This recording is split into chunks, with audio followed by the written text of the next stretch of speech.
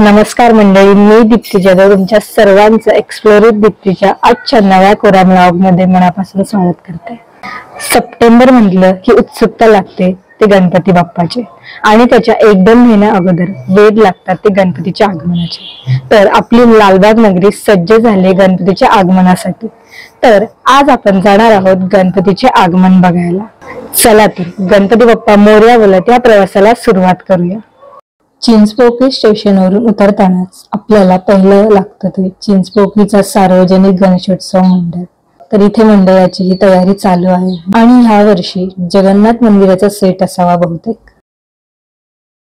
ब्रिजवरून खाली उतरलं की आपल्याला तिथे आजूबाजूला खूप सारे गणपती बाप्पाचे स्टॉल लागलेले दिसून येतात। मग या रस्त्याने पुढेच आपल्याला लागतं ते लालबागचा सार्वजनिक गणेशोत्सव मंडळ।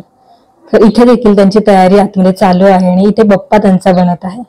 तुम्ही लालबागच्या गणपतीचं दर्शन हे फक्त गणपती बसतो तेव्हाच नाही तर वर्षाच्या 365 दिवस इथे येऊन घेऊ शकता। आता आपण इथून पुढे जाणार आहोत परळच्या गणपती वर्कशॉप मध्ये। तिथे मंडळाचे कार्यकर्ते हे आपल्या लाडक्या बाप्पाला घेऊन जाण्यासाठी आले।